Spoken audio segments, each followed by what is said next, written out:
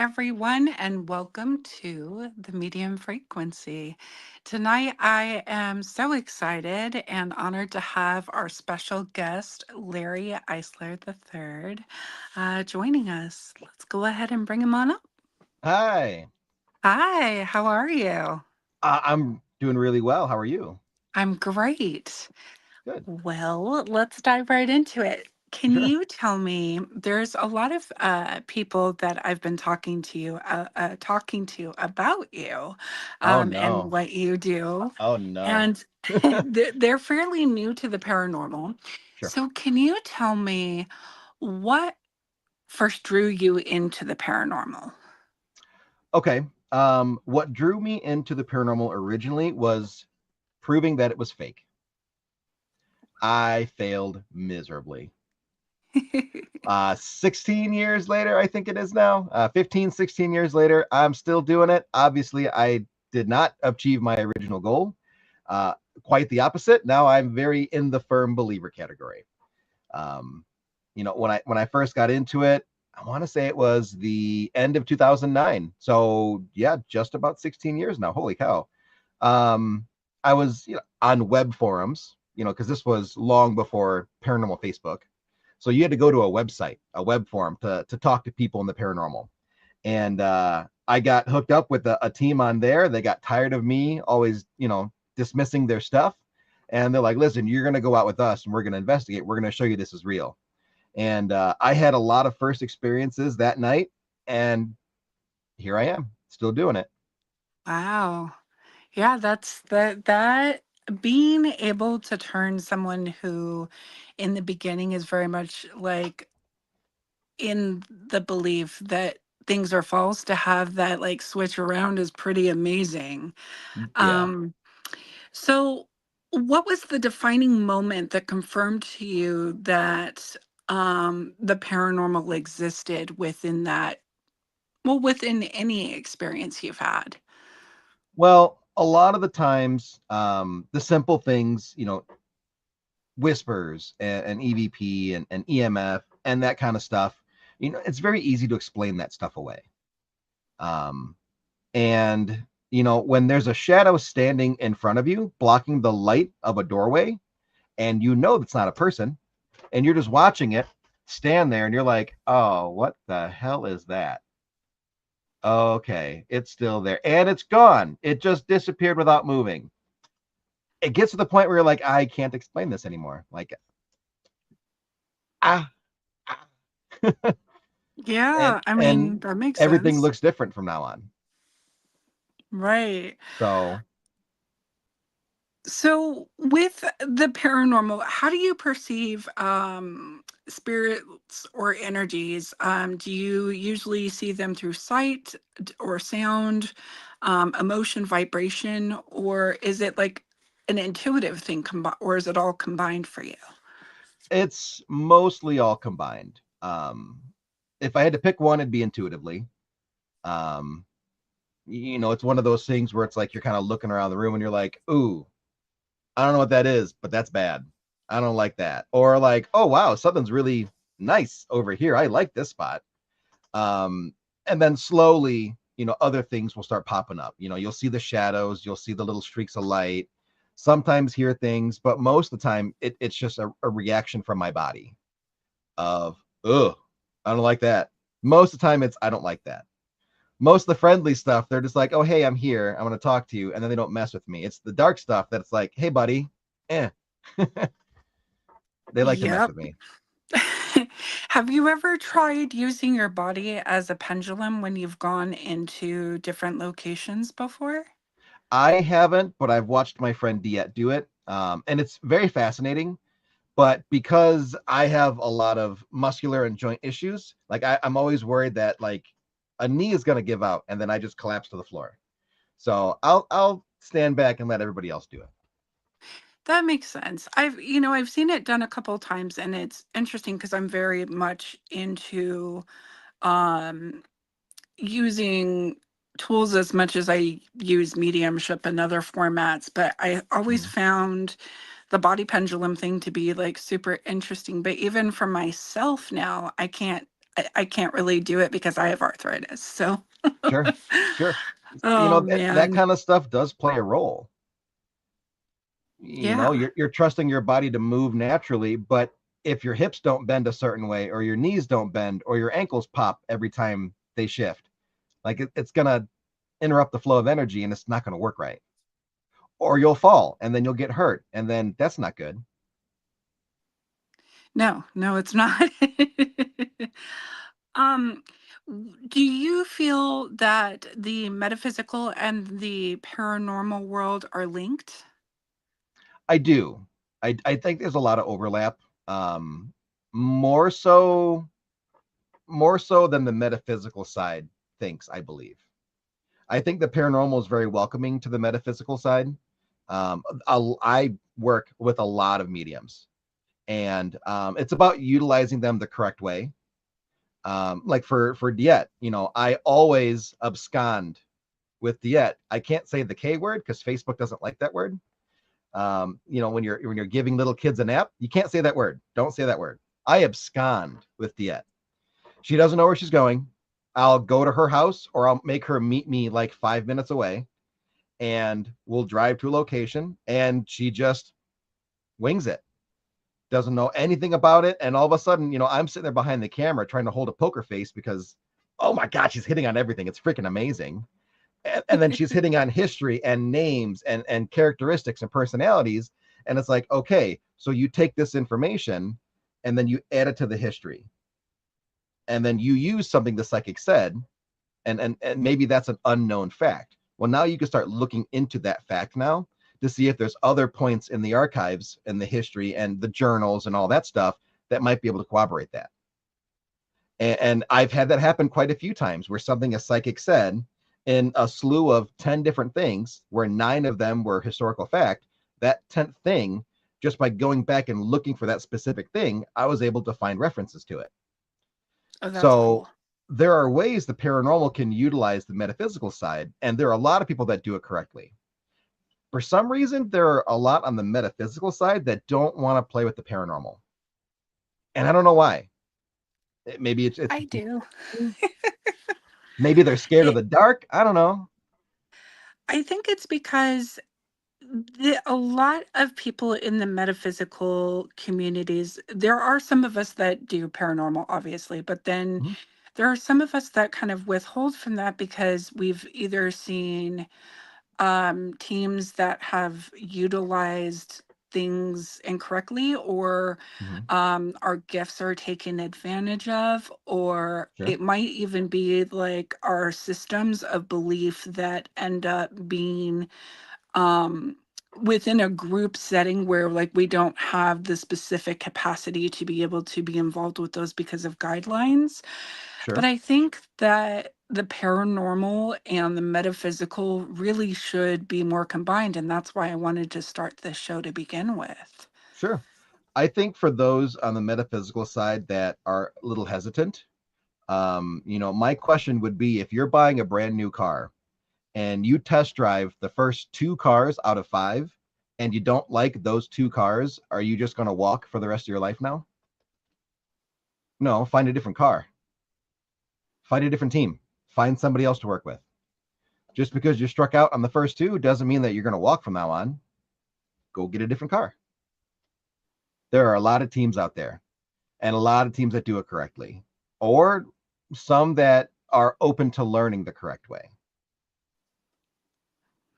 But it's on the metaphysical person to fill that role too. Like, can you be the teacher to improve the field, or are you only in this to make money doing readings and selling crystals? I think that's actually a good question to bring up. I think the other aspect of it is that sometimes you have to go with the right team that like Mm-hmm. actually is understanding of, or ask enough questions about like the types of work that you integrate and do, so that they can properly utilize someone that does that kind of work, to make it to make it good. So I agree with you. Like you're not just going to give. It's the same thing with in different practices. Mhm. If one practice doesn't specific work for somebody within the metaphysical world, then they're going to look for another practice that does fit into the way that works for them. And if Right? they can, if others can apply that to the paranormal, there might be more openness in that regard for sure. Sure. Sure. It's all about energy in and energy out. What energy are you putting in to get out back to yourself? If you don't want to work with Definitely. the paranormal is not going to come to you. And then you're closing off a good section of the community because you're not putting the energy out there.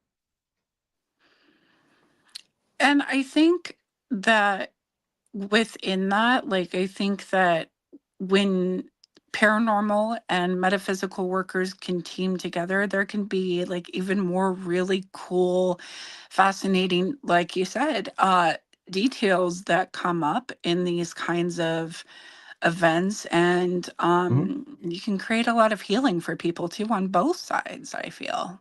Yeah. Or you can bring things to light that, people didn't know about, but now they need to be careful of. And I can give you an example of this. Um, we were doing a filming at a location in Wisconsin, and the normal reported story is in this attic, there's always the spirit of a little girl that's encountered.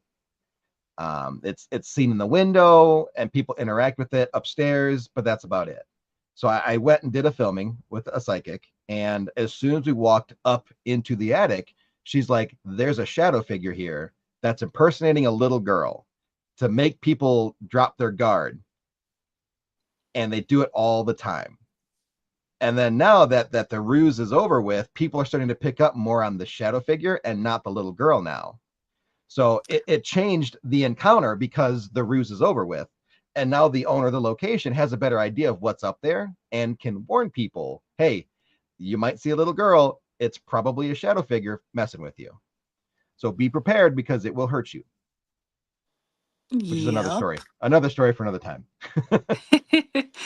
Well, I have seen that before in different locations where they pretend to be one thing and then they transmute and it's something completely different hiding Mhm. behind that type of facade. And I think that's a great example.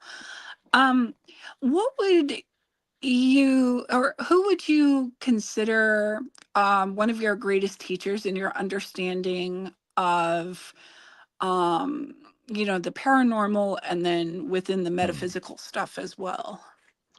Metaphysical side, Diet, 100%. Hi, Christine. Absolutely Diet.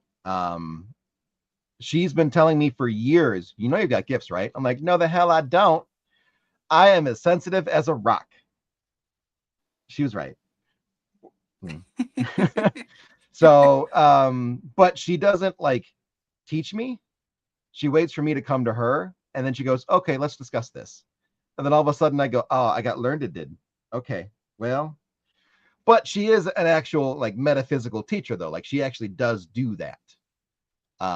But with me, she it's more about when I approach her of like, hey, I'm confused. What happened? What happened to me? And then she explains it. I'm like, oh, I got the juju powers, don't I? Oh. On the paranormal side, that's a little tougher. Um, I don't really have anyone that I look up to as a mentor for the paranormal. I have a lot of friends that I look up to. And I'm always, bouncing things off of them. Or they're like, hey, have you thought about this? Dave Schrader, Chris Fleming. I bounced a few things off of Shane Pittman. My friend Taryn, her and I talk all the time. Like there's people that I'm friends with that we have very open discussions, but not someone that, like straight up like, hey, let's sit down. I'm going to teach you how to do this kind of thing. Um, a lot of times I just kind of figure stuff out as I go. That Like makes sense. for example, everyone always asks me like, what is the one piece of equipment you would always have with you? And I'm like, can I answer that it's a kit? I'm like, yeah, go ahead. Okay.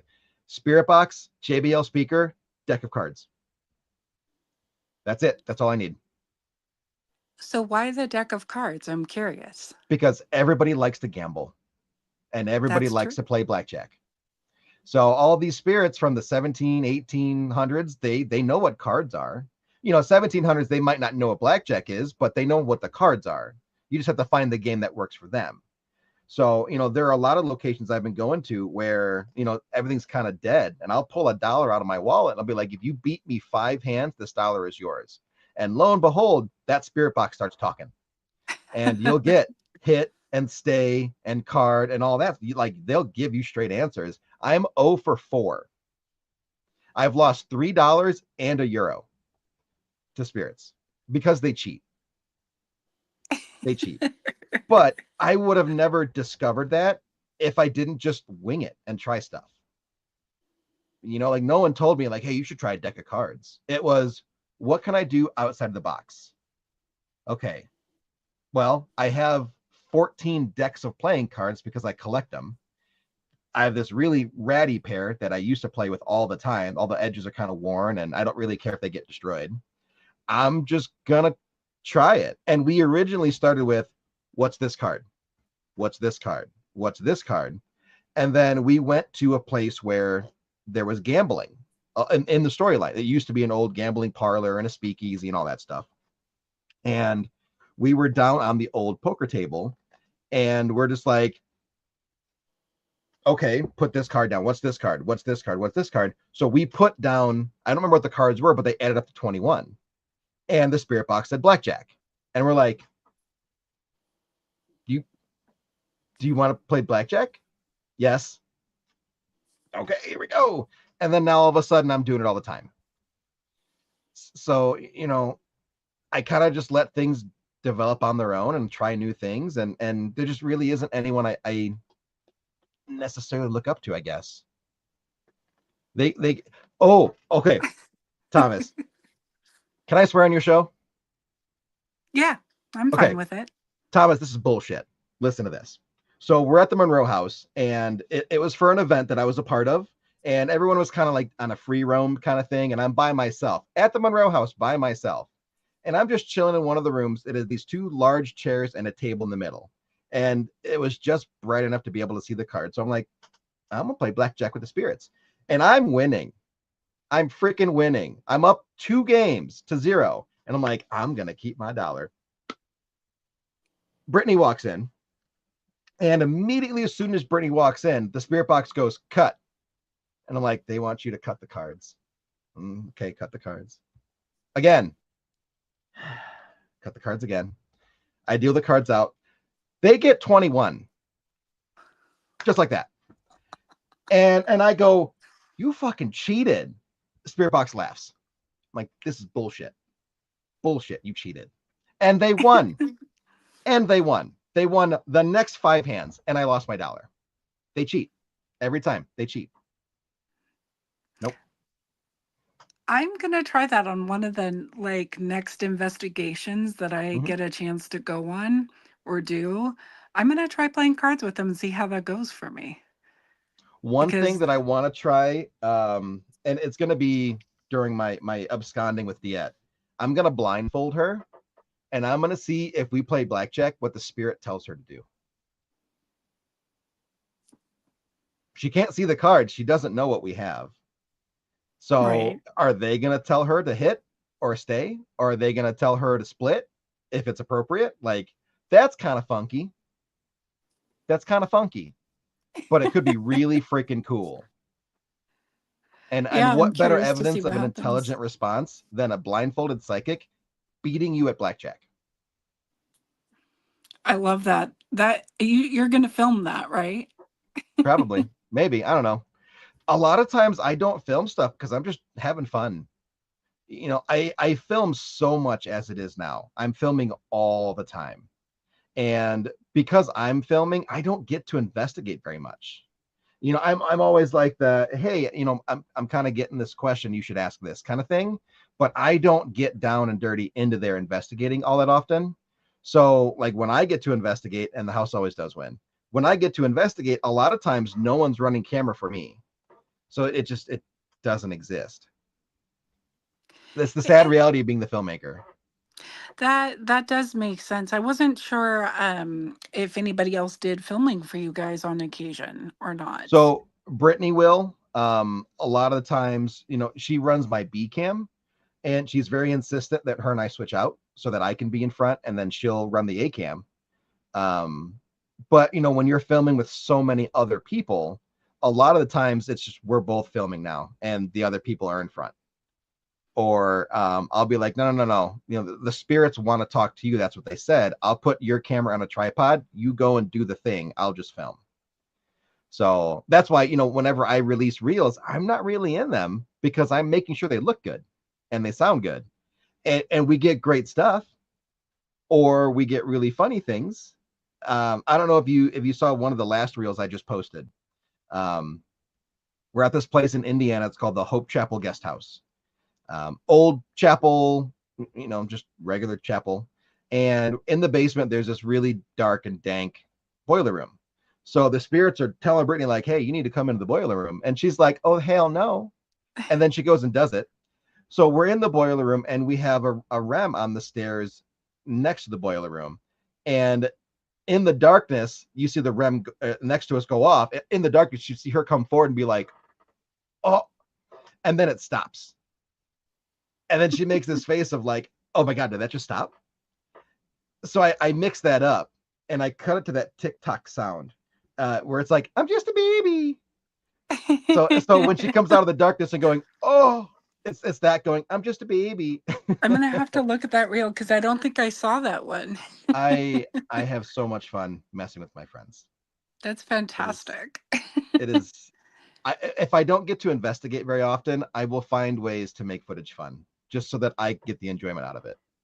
Speaking of which, when it comes to filming in paranormal locations, what's the weirdest situation you've had happen while filming when it comes to like has your filming gear ever like blipped out on you or Mhm. anything in those kinds of I've places?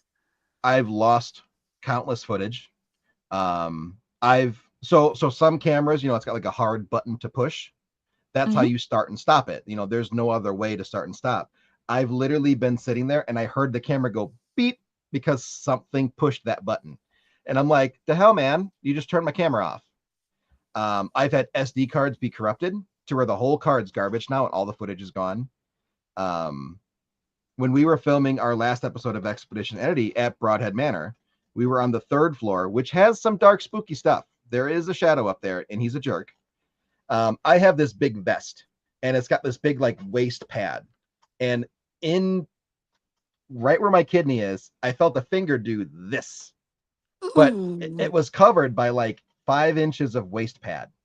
So like, how did something get into there, going through my vest and all this other stuff? Like a ghost. It had to be a ghost. So, and then I'm sitting there holding the camera, like, going down. Oh no. Somebody hold the camera before I drop it. but, That's uh, funny. but stuff like that happens all the time, and you got to think, when you're in front of the camera, it's you, one other person, maybe a third person. You're all kind of huddled together, right? Who's standing alone in the darkness? The camera guy You. with his back to the dark. And what do you hear all the time? Like, hey, Larry, there's something behind you. Fuck. Please don't hurt me. Just look at the camera screen. You can check this out too. Isn't that really cool? Yeah, don't hurt me. So, like sometimes it sucks for us. It's a lot. It's a lot. Yeah. Actually, Nathaniel had a really good question. Yeah. What's your favorite location that you've ever been to? If you had to name like one out of the many. Oh no. This could insult a lot of my friends. Um so Broadhead Manor is always my go-to no matter what. I will always say Broadhead Manor. I always support Broadhead Manor and Bill and Ron. Um they're always my go-to. Aside from that,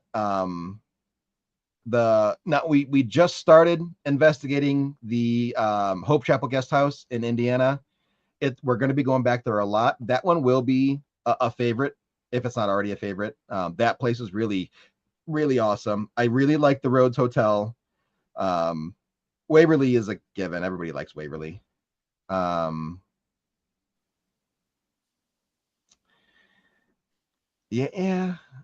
I mean, I don't really have many other favorites. Like they're all cool, and they all have unique stories and very characteristic spirits with characteristics of their own. But yeah, for favorites, it be Broadhead really, because I know anytime I go into Broadhead, I'm gonna have a good time no matter what. I'm just gonna have a See, good time.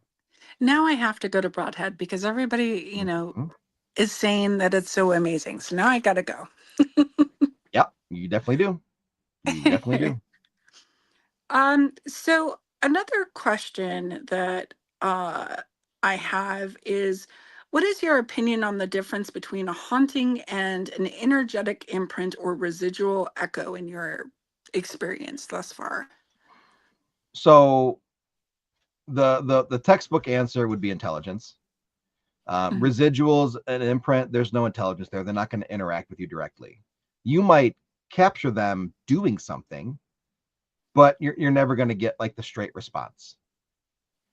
Now, whether or not something is residual and how it physically exists, that one's a little bit harder. I don't know how to explain that because thermodynamics doesn't allow for energy to just sit stagnant for 200 years. That's true. Like it doesn't work that way. Like a tree stump isn't going to hold energy for 200 years. But for some reason, we see the same ghost walk past that tree stump for 10 years as we're capturing it. Why? I have no clue. I have no clue. It probably breaks the laws of physics, or we just don't understand yet. So I tend to lean more to the textbook answer because I can't explain it any other way.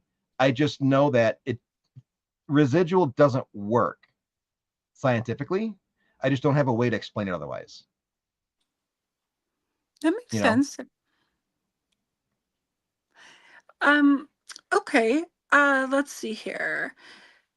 Well, that actually answers the question, one of the questions, because one of the other questions that I had written down was, do you believe that all paranormal manifestations are conscious, or can energy act on autopilot? But you just answered that pretty much. So we did have one case back in the day before we got into film and all that stuff. We did residentials, and we had a case where this woman had some bad things happen to her when she was younger by some older male relatives, and Hmm. she bottled it up, and she created this really nasty negative energy manifestation that when her husband, when they got married, moved in with her, all of a sudden, lo and behold, he started getting attacked all the time, and it would exhibit poltergeist activity, opening cabinets and throwing stuff and stuff like that, but only when she was there. So he's like, I think I've got a poltergeist, and I'm like, well, unless your wife is 14, 15, 16, it's not really a poltergeist because those tend to be with adolescent young girls. Your wife is 32, so that doesn't really fit the mold. So we started talking to her and trying to experience the stuff that was happening. And it would only happen when both of them were in the house. If he wasn't there, nothing would happen. If she wasn't there, nothing would happen. If he was there trying to cuddle up on her, all of a sudden the house went crazy. Oh, wow. And we found out through some time later, she started going to therapy and working through her issues. And the husband found out what had happened and he was helping her and all that stuff. It went away on its own. So through the help with another psychic that I was talking to, she kind of clued me in of this was a negative energy manifestation that was feeding off of her. It was never sentient, but it was absorbing so many of her emotions, it was able to enact those emotions, primarily anger, and move things and open things and attack her husband as if it were a poltergeist, but for a 32-year-old. So, was it a conscious thing? No, I don't think so. I don't think it was conscious. It was replaying emotions and using the energy to be able to manipulate things. Was it residual? Also no, but it was kind of something in the middle. So, even the textbook answers don't account for everything.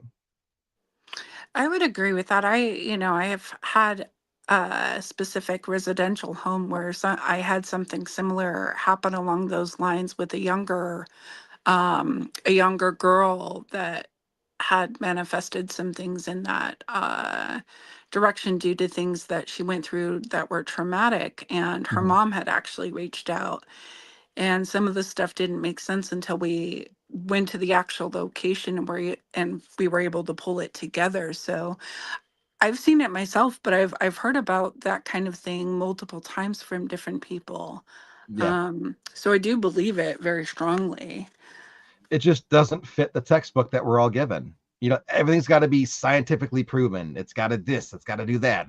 No, no, it doesn't. Right. Because you can't make it. So stop trying to turn the paranormal into a lab science and accept that it's a psychology, parapsychology. Once you start applying the same metrics of psychology to the paranormal, it gets a lot easier for it to be scientific. Yeah. Yeah, I would agree with that. I don't think that I have met too many people that well, until recently, I would say in years past that would have agreed in that statement, but Mm-hmm. I've always tried to kind of share that opinion as well. Mm-hmm. But more teams and more people that I'm connecting with on this side of the country and meeting with have similar thought processes as well. Sure. Not everything can be proven with science. Sometimes it's, Right. beyond I that. So, I think the worst thing for the paranormal is that uneducated or untrained people are throwing around words that they don't know what they mean. You have people that have never really taken a science course in their life outside of high school, talking about whatever location you're investigating needs to be a sterile environment, or it needs to be repeatable results and stuff like that. And it's like, what are you talking about? No, no, the paranormal doesn't exist in a lab. You can't create an environment that the spirit is going to want to interact with you, because you have to go to them, and their environment is a house, a building, a cemetery. It's not going to be the environment that you want it to be. And I don't know where this whole laboratory-esque view of the paranormal came from, but it doesn't make any sense to me. Why are you trying to keep these rigid protocols for something that doesn't make sense? You're using the wrong science. The paranormal is the study of spirits, past people. Psychology would fit that a lot easier. Now, instead of having a controlled environment where there's no sound pollution, there's no all that stuff, can you ask the same spirit on numerous visits the same questions and get the same answers? That's the same thing you do in psychology. If you were trying to interview somebody, you would ask the same questions and see if they'd give different answers. That's your controlled very true. environment. You would make sure that there isn't something to distract them. With the spirits, one person asks a question, just one person. That way they're not distracted with somebody else. One or two tools to mess around with, not 45. Have them focus on the one task at hand. It's a psychology science. It's a social science. So the harder people keep trying to attribute the paranormal to this lab science, the further away from it they're going to get. I agree. I definitely agree. Um, let's see, what else do I have here? I have so many written down. Sure. How do you interpret, or what are your thoughts, I should say, on portals, ley lines, or energetic gateways between worlds in these kinds of locations? So portals, I never really had an opinion until a couple years ago. We did a filming at a location called the Tinker Swiss Cottage. It was on Jack Osborne's Night of Terror, which, by the way, that episode was like 90% BS, which is on the producers, not on anybody else. The producers forced that storyline, and they edit things to make that storyline. But when we did our filming there, we through dowsing rods asked Robert Tinker, "Are there portals in the building?" And he confirmed yes. And we were asking questions that Dan, the person using the rods, didn't know the answers to. Is there a portal in the library? Is it linked to the top of the stairs? Is that how they, move around the building to get in front of us? Yes, yes, yes, yes. So, that really kind of changed my mind on portals of, okay, so maybe portals are a thing, and how do they work?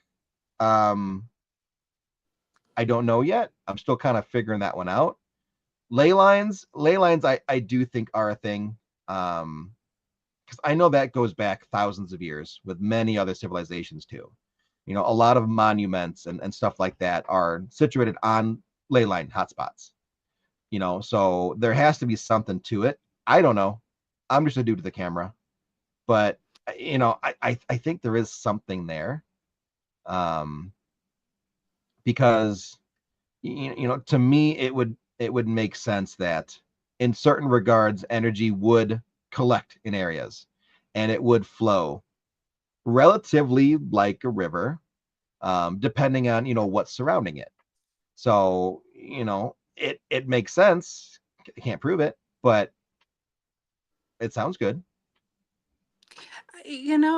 I think that they do exist because, well, ley lines for sure, but also portals because as a medium, there have been locations that I've gone to where things have come through and the energy in the entire space changes as they come through this, what I see as a portal, these spirits that are Mm-hmm. coming through, or these energies.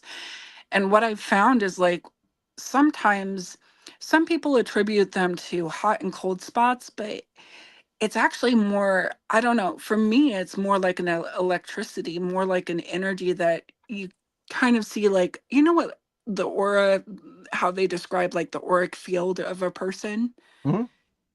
It's Yeah. kind of like that, but it's more staticky. And instead of it being hot and cold spots, it's more like you feel kind of an energy pushback. So, if you're ever in a space and someone is telling you that there is a portal, try closing your eyes and putting your hands out and walking towards that location and see if you get a pushback and what kinds of things you have that you feel. It's Mm-hmm. kind of interesting. I've seen it work. Okay. Um, To give it a try. but there have been places I've been to that people have said, "Oh, there's portals here," and I didn't see it personally. It doesn't mean it wasn't there, but Yeah. definitely a curious thing here. Let's see, what else do I have? Um, have you noticed that when there are different spirits that come into the room, have you ever had your emotions affected in a very, very strong manner in any of the locations you've gone to? Yes. Wild story. So that same location where we had the shadow that liked to pretend to be a little girl. We were there for 3 nights, three filming nights investigating. On the second night, and this will all be in the doc when it comes out, but I was choked out by this shadow thing in the attic during an Estes. So I'm just sitting there under Estes, like, my neck hurts. I don't like this. But I'm filming, and it's like, okay, well, I'm not going to stop the session because I'm filming and I need this. So I just kind of put up with it. Um, you know, and that's a whole long story that I won't get into. But afterwards, we found out that energetically and emotionally, 4 of us switched with another person. So normally I'm a very grounded person, very calm and very focused. I switched with Brittany, who is a little bit more like a bunny rabbit and a little bit more anxiety than I have. Not as grounding, but is very like bing, bing, bing, bing, bing all over the place. She became very grounded and very calm. 2 other people we were filming with, Mike and Jen. Mike is very calm, like I am, very grounded. Jen, as soon as a spirit gets close to her, she gets nauseous. All of a sudden, Jen was super calm and like, I feel great. Mike's over there puking. And that energy, personality, emotional shift went for the whole next day as well, until we wrapped the last session and we kind of stood up to what was messing with us, and all of a sudden we all just went what and switched back. Now all of a sudden Mike is all calm and collected and Jen's throwing up outside. Brittany's very amped up and like, there's stuff messing with me right now, and I'm just in the back going, everything's fine, guys, we got this, don't worry about it. Come hold my hand, we'll be all right. So, you know, that was the only time where it's been something that strong and that drastic. And where it wasn't just one person, it was two sets of people where they were both like, what is happening to me right now? I don't know what's going on. In smaller cases of, like anxiety spikes and stuff like that, that, yeah, very common. But I'm now that the big thing has happened, I'm worried like the next time I go somewhere, they're gonna be like, oh, guess what? Now you've got anxiety again. Have fun with that. No, please don't. I like to be calm and grounded. Let me keep this. This is for me. I yeah, I fully believe that that stuff happens because I've seen it, and I've never heard of the switch of the emotions between people before, but Yeah, it was um wild. It was wild. yeah. Let's see, what else do I got here? We got that one.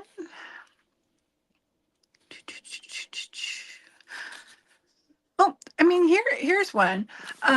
So what made you, was it the paranormal that got you into filming it, or was it more so like what got you into filming?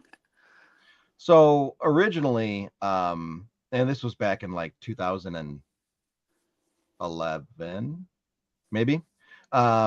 Big fan of Ghost Hunters, loved the show. A lot of other shows were coming out and getting popular. And me and my partner Dan, we investigated together for I think 15 years. Almost the whole time I've been in the paranormal, he and I did it together. We're just kind of chit-chatting, and we're both like, we could totally do this better. Like, we could do a better job than that. So we went out and did our own show on YouTube. It sucked. It was bad. Those episodes are long buried. They're hidden on YouTube. You cannot find them. They're that horrible. Come to find out, no, we can't do that. It's not that easy. It's actually really, really, really hard. So we just kind of go back to investigating like normal and making videos for Facebook and whatnot. And I go back to college and I need a minor for my bachelor. And nothing interests me. And in the same building that my major history is in, they had communications, which is what film was under. And I'm talking to the guy, and he goes like, we'll just take some film classes. They're super easy. They're an easy A. It'll be great for your GPA. And I'm like, oh hell yeah, I need my GPA to be high, so let's do this. By the time I graduate with my bachelor's degree, I almost had a dual major. I took so many film classes. So as I'm taking these film classes, I'm like, I, I bet we could reshoot that show, and it would be a lot better now because I know a lot more. So I talked to Dan, and I'm like, we could do this. We could bring this back. And he's like, let's do it. Hell yeah. And then, season 1 of Expedition Entity ends up on Paraflix, season 2, season 3. And now I have like, I think 18 episodes of that and 4 or 5 standalone documentaries, 2 other shows in the works. So, it was kind of the paranormal that got me into it, but also at the same time, like, I just really like film. Bill, we were talking about you earlier. I just really like film. And, Bill and I have a horror in the works that keeps getting dropped because everything else keeps getting priority. And one day I'll do it. But, like if I had to change genres to do and film something else, I'd be okay with it because I just love filming. Yeah, that makes sense. What would you say is the hardest thing? I'm sure there are multiple things that are hard with filming, but like what is one of the hardest things that you end up coming across with filming in these kinds of situations with paranormal? Um, so the way that I explain it in the workshops that I give for filming, there's 2 types of paranormal filming. There's first person and third person. With first person, the camera operator is a part of the investigation. They can interact, they can say stuff, they can do things. With third person, the camera doesn't exist. The operators, are there filming, but all the action happens in front of the camera. You as the camera operator cannot speak. You can't be like, hey, I heard this response, or hey, I saw this shadow, because you're not a part of the investigation. You're just there to hold a camera and that's it. So sometimes when you're doing something third person and everything is happening in front of you, you hear this ridiculously amazing response that the investigators missed, and you can't say anything. You can't be like, hey, that ghost just told you the answer to the question that you've been trying to get for the last 2 minutes and you didn't hear it. You can't say anything. Or Oh, you, that's you got to be can't hard. say, like, hey, something just walked up behind you. You should turn around and look at it, because that's not the kind of filming we're doing. Um, so that is really hard. And then I'm not a small person. I'm 6'2", like 270 pounds. So I got a big, and I have a lot of stuff. And sometimes when you're going through these old buildings, the doorways aren't made for someone my size to begin with. And then you start putting stuff on top of me, and I really don't fit. So, you've got these little 5 foot tall psychics who are just kind of dipping through the doorways. And I'm like, and trying to keep the shot still and straight looking forward while not trying to drop the camera or not trying to hit the wall or something like that. That can be really, really tough. So anytime we're in a location like Broadhead, where the ceilings are 12 foot tall, they've got double doors, it's just like, I love this. I've got so much room for activities, nothing's going to hit me. And then a ghost pokes me in the kidney. But I digress. Yeah, So I have seen film equipment being carried around for filming, and uh, with those small doorways, and even with all the stuff that an individual has to carry in general, like you have to be pretty strong and be pretty balanced to be able to maneuver to do that kind of thing. it's very hard on the body, very hard. Especially the upper back. I find I have a vest that transfers the weight to my lower back and my hips. But even then, you're still doing this a lot when you're directing the camera and lifting and pulling. It's still a lot of upper back too. So it's heavy on the arms and the legs. You have to stand still. You can't shift your weight because you'll creak the floor, or the camera will move because you're shifting. You have to stand perfectly still and lock it up and don't move, but don't lock your knees because you're going to faint. You have to sit there for as long as they investigate, which sometimes can be 30 minutes or more. And you just got to suck it up. You can't move. If they're Yeah, staying still, you stay still. I admire you, my friend, because I couldn't do it. It's tough. It is very tough. So definitely not for the weak of heart or body, which So I've got a bad body, so I don't know why I do it, but I do. it sounds like you're very passionate about it, and I am. that would be a good reason to. With your, you mentioned documentaries. For those that are watching that have maybe never seen any of your documentaries, where can they find them, and what are they called? So we have Expedition Entity on Paraflix. That's an 18 episode episodic where every episode is about 50 something minutes long, kind of like it's a docu-series. Um, so that's on Paraflix. We have the Paraflix Special Investigation that was filmed at Broadhead Manor. That's on Paraflix. Um, I have a documentary for the Old Baraboo Inn. That's on my YouTube, Small Town Productions. That one was the documentary that was never supposed to exist, but for some reason it does. It's a very long story. And then I've got short docs. I've got one for Days of the Dead, which is a horror convention. We shot a short doc for that. I've got Jericho is going to be coming out in the spring. The Seance is done-ish. That'll be coming out next summer. What we just filmed at Hope Chapel Guest House, that will probably be coming out sometime in late winter, early spring. So there's a lot of stuff that's currently in the works. Um, but to see stuff now, you would go to Paraflix. Which one was your favorite one to film so far? Oh, I would have to say the Seance. The Seance, it takes place at the Watseka Wonder House in Watseka, Illinois. It's the first documented spiritual possession in the country. So I want to say it's like 1868 or something like that. I mean, long, long, long time ago. Um, to make a long story short, Mary Roth, a teenage girl, passes away. And then sometime later, she possesses the body of a woman named Lorancy Venom, who is going through the same ailment that Mary went through. And after 100 days, Mary leaves her body and all these ailments that Lorancy had were healed. So it's a story of a miraculous healing. So for the seance, we wanted to conduct our own seance and our own healing ritual. So we brought 150 people to do this seance, all going through Diet, the medium, and we filmed it. We filmed the interviews talking about spirituality, talking about the history of the location and the spiritual history, the nature of the grounds. And then for 40 minutes, people just unloaded all of their baggage and left very much healed. So, with that one, it's not an investigation doc. It's not, suspenseful or scary. It's very heartfelt and touching.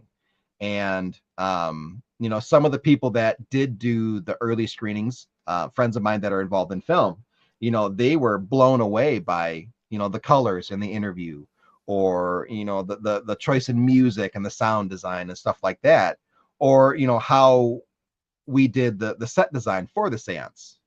Because there's always like components to a seance. Everyone's like, you gotta have a horn, you gotta have a bell, you gotta have a candle. Well, I've got a lot of cameras on the table, and I don't want candles on the table.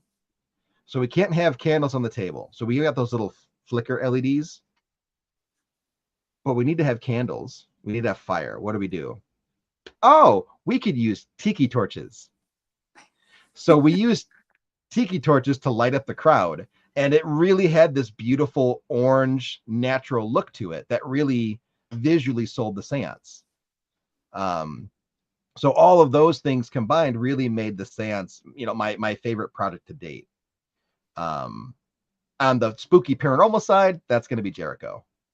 There's some things that we shot in Jericho that will be coming out in the next couple of months here that blew me away. I can tease one thing because it's not a secret. We shot our interviews for the seance through the screen of a confessional booth in the church. Oh, that's cool. So your interview is you talking to the priest behind the camera. Oh, that is cool. That 100% all Brittany's idea. I got to give the credit where it's due. That was her idea. We set it up, we shot it, and that was like, oh my god, this is amazing. So that's going to be one of the highlights for that for me is getting those set up to see these dark confessionals with these LED flicker candles lighting their face as if it was real candles in front of them. That's going to be exciting. cool. And then people are going to get scratched and messed with and get burns on their back and all the fun stuff of a paranormal doc. All the things. all the things. But then you got these beautiful moments of interviews and confessional booths. So Speaking of Brittany, I noticed that you guys started, if I understand correctly, it's like a new team with yes. all of you, correct? Can you Yes. tell us a little bit about how you all met each other? Oh Lord. And Okay. like how you came up with the name? I think it's a beautiful So name. I blame Bill for introducing me to Brittany and Michelle.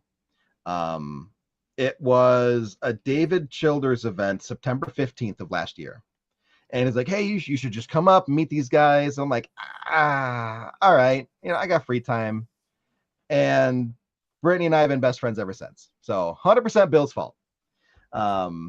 So Brittany and I, we met in September, started chatting more over the winter, started working on projects beginning of this year, and kind of just been going ever since.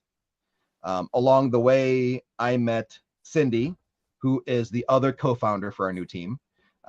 She works at Waverly Hills as a guide, very, very good psychic medium, great investigator, kind of the third P to our P pod. We all have this, wait, how do I do it? There it is. We call that our spooklet tattoo. Oh, I Our love that. spooky triplets. Uh-huh. So that the three of us are the spooklets. Met Beth, and then just kind of along the way met the others. Brandy is a very close friend of Brittany's. Jeff, I've investigated with, but also a good friend of Brittany's. And then Jen, who was on the team, she was on Expedition Eddie with me. She was one of my lead cast members. And then Mike, her boyfriend. So, and I've known Mike for a while because he had a Paraflix show as well. So we're all friends or kind of knew of each other.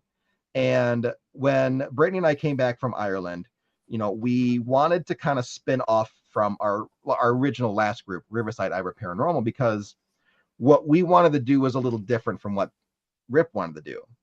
We wanted to really lean more into the film side and the production side of things. I don't have time to do investigation events. Like, I have a lot of conferences, a lot of filming, like, I see you, Bill, love you. I just don't have time to be going all over the place to lead events. So, and that's kind of where Rip's at right now. They're doing a lot of events like that. So we spun off, originally me, Brittany, and Cindy. And we're just like, we're going to do our own thing. We're going to focus on filming and collabing with people. We're going to be looking to, hey, we're in Ohio for the weekend filming. I need 2 people. Who wants to come and film with us? Grab those 2 people, grab these 2 people, just bringing all these different people into collab with us because we can. So, we came back from Ireland, we're kind of chatting about it. And she gave me this list of all these names that she came up with. And one of them was From Ashes to Echoes. And I'm like, okay, that one's kind of cool. And then she came back and she goes, I really like From Ashes to Echoes. And I'm like, okay. Well, the funny thing is that the acronym for that is FAE, Fae. And one of her first experiences in the paranormal was a fairy. And we just came back from Ireland, which is very, very heavy in the Fae. So I'm like, okay, this is kind of fitting. And I'm like, technically, you don't acronymize 2, like short words like the and to and a. You don't put those as part of an acronym. But if you did, the acronym is also fate. So, like, it could be fate that we're all doing this. So we went with Faye. I made the graphic up, and we just kind of started growing and adding team members that were all friends. So now there's 8 of us, and we've got a couple different film projects planned. One we're already starting on. We're doing that for the Hope Chapel Guest House. And then a couple conferences have already reached out to have Brittany and I speak because they're excited that we're speaking together. When I was in Gettysburg, I had a presentation by myself. And Michelle was filming a live stream for the page, and Brittany was in the chat. And she was harping on me so bad. I mean, sorry, let me rephrase that. The banter between us was so awesome that the crowd was like, why isn't Brittany here? This is amazing. You should be doing this in person. Well, here we are. Now we're doing it in person. So she would probably tell that story a little differently. a little differently. But Little. a little. She'd probably poke at me a few more times than I poked at her, but that's okay. Yeah, like, the team, we just hit 1,000 followers after 5 days of being on Facebook, and we're already, I think, at 1.1 now. And I'm trying to pump out as many reels and photos and stuff as we can, because before too long here, we're going to be filming and we're going to be hitting major investigations as a team. And once all that stuff starts popping up, I won't be able to post the old stuff as much. So I'm really excited about it. I think it's going to be really, really cool. That's exciting. I can't wait to see what you and your team come up with in the future. Yeah, it's cool because everybody has a role that they like doing. Right. Like Brittany and I, we're good in front of the camera or behind the camera. Cindy and Beth, we're still working on in front of the camera. Mhm. Jen has done in front of the camera and behind the camera. Mike has done in front and behind. Brandy is a psychic medium. She was on 20 Days Haunted. She knows how to be in front of the camera. She's got this down pat. Jeff is a professional photographer, and he loves being a production photographer that takes photos behind the scenes. So, like, hey, we're going to shoot this doc. Brittany wants to run camera. Brandy, why don't you be the medium? Jen, why don't you be the investigator? And then you guys just go run and we'll film you. That's With awesome. team members that we have, we can just mix it up as much as we want. And then I'll be like, Diet, I'm absconding with you. Get over here. You're a part of the group now. Get in there.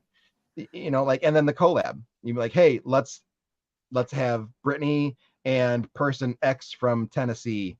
We'll do this session. And the next session in the other building, we'll have Mike and person P from Tennessee. You'll do that one. There's a lot of different things that we can do because everyone's comfortable doing their roles. That makes sense.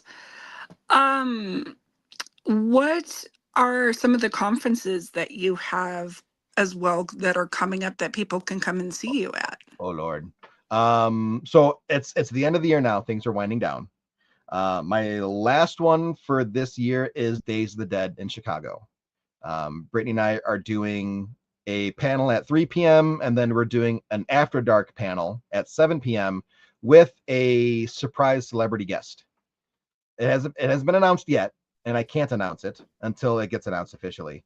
But there is a surprise TV celebrity guest that will Oh, be a cool. part of Days of the Dead. They're going to be doing the panel with us Saturday night. Next year, I don't think any of the ones next year have been announced yet, except for one or two.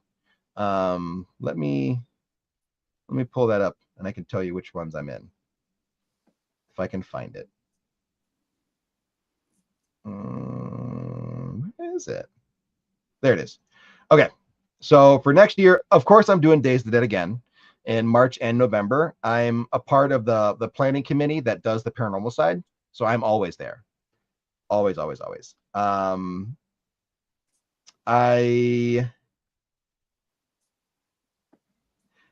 doing an event in April with the Old Baraboo Inn in Wisconsin, April 18th. That'll be probably Brittany and I, and maybe one other person. And then I don't think it's been announced yet, but I'm one of the guests for CapCon,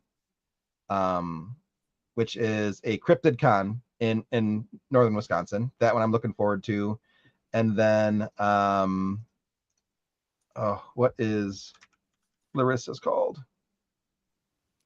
I should know this, but I don't have it memorized. I know which one you're talking about, though. Yeah, I've drawn a blank on it. If I go to her page, I'm sure it'll be on here somewhere. Where is it at? I literally just saw it the other day because I'm a guest at it, and I should know that. And she's gonna be mad that I don't know the event that she's putting all this time into. Oh no, what is it called? The fact that you don't know what it is, but you know what it is like, see, it's not just her, it's I, not just me, it's her too. I think if anything, she would just tease us a little bit about it. But yeah, Oh, she would definitely tease me. I know yeah. it's something underground, and I'm drawing a blank so badly. I remember because at the event that I met you at in person at, Maine, yes. yeah, in Maine, for Maine Paranormal, she was passing out the flyers for them. Yes, yeah. There it is. The Underworld Culture Convention. That's it. See, I knew Underworld was in there. Underworld Culture Convention. I'm one of the guests there. I don't know in what capacity yet, but I am a guest. So that's pretty much it. I don't have a whole lot scheduled for next year because I have so much to do on the film side that, when I do an event, let's say it's a Friday, Saturday, Sunday event, and I have to drive 11 hours to get there. It is now a 5-day event for me. I have to leave Thursday and I get home Monday. And then usually there's some kind of recovery for me of a couple days. So that's really a week off from editing that I can't edit anything. I can't do any film work. I'm kind of busy doing other things. So, too many of those events and all of a sudden deadlines get approached really fast and not enough work is done. So I'm pulling back slightly for 2026 only because I have 3 really massive projects that they're going to need the time. So If people want to want to like keep up with what kinds of projects and things that you're doing, where can they best follow you or contact you? the best place is going to be Facebook. Same name as this. You got to make sure that there you go. Right there it is. The 3's on it.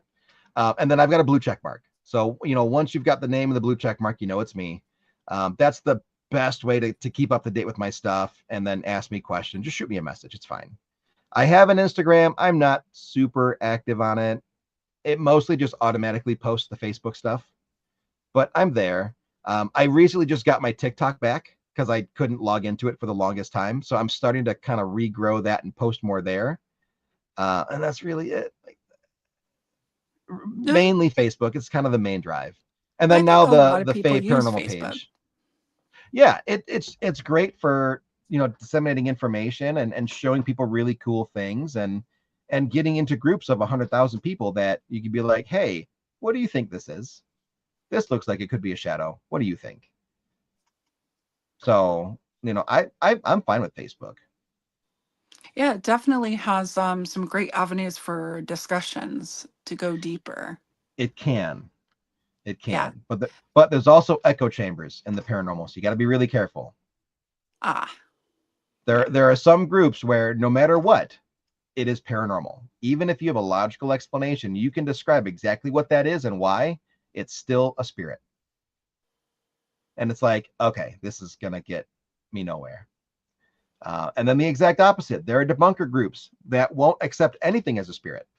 So they're equally bad echo chambers of the same line of thought, and they're not willing to meet the other halfway. So you got to be careful of those groups. That is true. It does complicate things.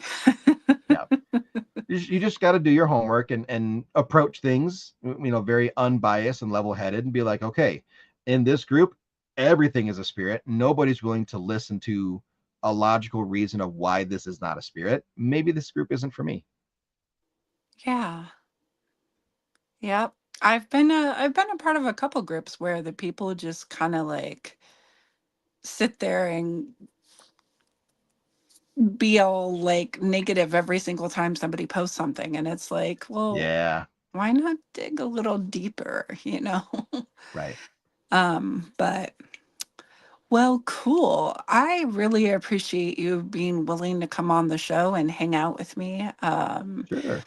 Gwen, go ahead and come back up if you've got a sec. Of course, I'm back here. Hi. Hi. Put my um, light on so you can actually see me. Oh, All there right, you yeah. are. There I am. All I saw was the glasses in the dark. Yeah. He kind of glows. Kind of Right. glares on. Yes, thank you for coming on. We are excited that Raven got her show started, and she started off with, 2 weeks of really great people. So Yeah. we're Well, proud of I'm it. excited to be a part of that.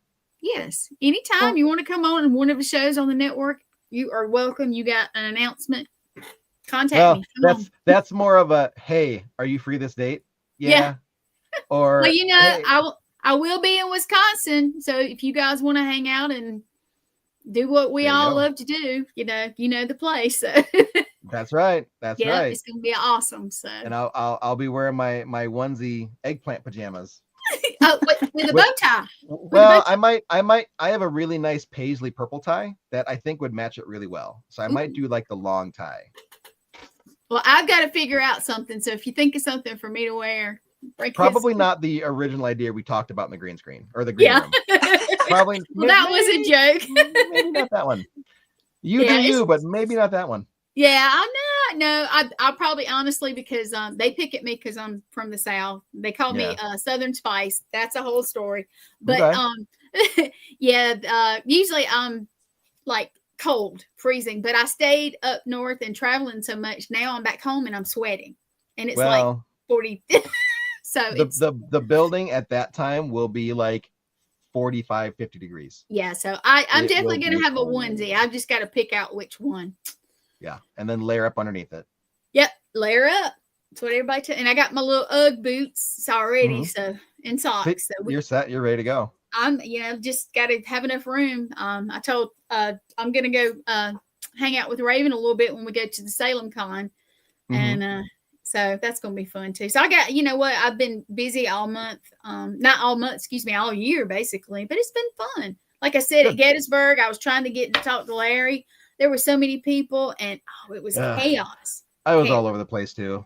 It was like, hey, the day is over. You need to go to the VIP room now. Like, oh, okay. Hey, the VIP is over. Everybody wants you at the bar now. Okay. Hey, karaoke. You need to go do this investigation with these people. What? Huh? Okay. Where am I going? All right. Help. Where do I go? Yeah, so, just leave me there. Sometimes it's like, go, go, go, go, go, go. And you're like, It what is. time is it? Oh my God, it's 2 a.m. I need to go to bed. Yeah. And then up the next morning, and everybody's like, Oh. glasses. Yeah. Yeah. Everyone's glasses are Hungover. crooked, and they're mainlining Monsters and Red Bulls to try to keep awake. Yep. That's all of us. But you know what? It was fun. Mhm. I can't wait till next year. It's going to be a Christmas theme. I think it's always Christmas. It's Christmas in Yeah, July. but it's they just released it. Dang it, it's a. I'll have to look, but I did see it. I even told somebody who will be a very good guest to. They've never been there. I said, "Come on." Yeah. But yeah, we got. Well, as of right now, I don't know if I'm allowed to say, but I'll be back to Gettysburg. Oh yeah. So, Yay. Oh, I figured you were. I haven't been announced yet, but I talked to Pam and she's like, "Yeah, you're in." I'm like, "Okay." So I think it's okay to talk about it. Nice. If not, I'm sorry, Pam. Pam's I'm great. sorry. It's okay. Yeah. I usually come with Litriana Brown. She did Repossessed with Mo Sargi and oh, my brain just died. I can't remember. But anyway, that's okay. she does. Mine too, because I couldn't remember the underground culture convention. Yeah. I was looking for you. I was looking. I was like, come on. But thank you for coming on. Raven wanted you, and I said, yeah, man, that would be a great guest. I said he's always a great guest. So, thank you very much. It. Thank you. I try to keep things light and fun and you profane do. sometimes. You do, and some of the stuff you say about being the camera person when I was on the road, you miss it because you're trying to, and then they'll mess with you because they know the whole group's doing something, and they'll come and single you out. And I remember one time I was wobbly, and they were like, "What's wrong? Are you like getting sick?" And I'm like, "No, they're messing with me, and it's making me." There's so many times where I've got a shoulder rig on, and I'm just sitting there doing my thing, and I could feel something look over my shoulder, so I'll like turn the monitor so they can see. I'll be like, "You can watch with me." Okay. Do you approve? Like, and then they go away, and I'm like, all right, we're good. Everything's fine. It's always an adventure. And I got to say, and I know we talk about Broadhead, but you guys don't understand.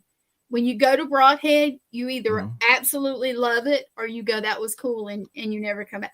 But many people, and Bill is just, he's one of the, I don't know how to say it, but he is one of the most welcoming, loving person. And if you're a good person, you will fit in. And he just, he makes you feel at home. I filmed 3 episodes for Expedition Eddie there. I filmed the Paraflix Special Investigation there. Yep. And then I filmed a 5th project there with somebody else that hired me because I'm so used to filming Broadhead. So like I've done a lot of projects at Broadhead, and every single time it just gets better and better and better. It does. I can't wait till we go back. And I know that'll probably be are you coming to the, what is it called? The bearded? As of right now, no. No. They asked me to, but at the time I had a project that was supposed to film around that time in June, and I'm like, I'm not gonna promise to go and then have to back out. Well, if you show up, that'd be okay. No, I might just show up for fun, but if something ends up getting booked, then it's booked. Yeah. Well, but, hopefully we'll get at the same event and have like 5 minutes to say, hey, how are you? Because that's how it is. You walk in and everything's and it's like, hey, it's this crazy. Is the only time I'm going to see you. Let's get the selfie real quick. Yeah. All right. See you in 6 months. Yep, that's it. But anyway, yes, thank you for coming on. I know Raven has enjoyed it, and as always, like I said, for real, if you want to do something, if you're promoting something, hit me up. I'll even do a special show if you need me to. I mean, that's kind of how it is with me. We'll talk. Yeah, that's what I'm saying. I got some stuff. Stuff. Well, that's cool. That's cool. And I'm going to drop you back so Raven can tell everybody good night. And if you want to stay in the back, that's cool. And I'll see you in a minute. Sounds good. All right. He's a wonderful guest. I told you he would be. Yeah, he's just so genuine. So I was really excited to have him. Yeah, and when he said, "Can I cuss?" I put up the banner. I saw. Yeah, I was listening. But who do you have next week? I can't remember. I know I'm terrible. So originally I had someone and she switched weeks. So I'm going to be reaching out to a special guest that I'm going to see if I can move up, which I think he'll be open to it. All right, cool. When we will announce that in probably another day or so. I Yeah, I would probably say within the next 48 hours. wonderful. All right. Well, you tell everybody good night and end it, and I'm gonna click the buttons for you. Awesome. Thank you. Go All ahead, Ted. right, everyone. Thank you so much for joining the medium frequency. I look forward to seeing you next week. We are live every single Monday at 9:30 p.m. Eastern or EDT. Hope to see you on the next show, and thanks for tuning in. Bye now.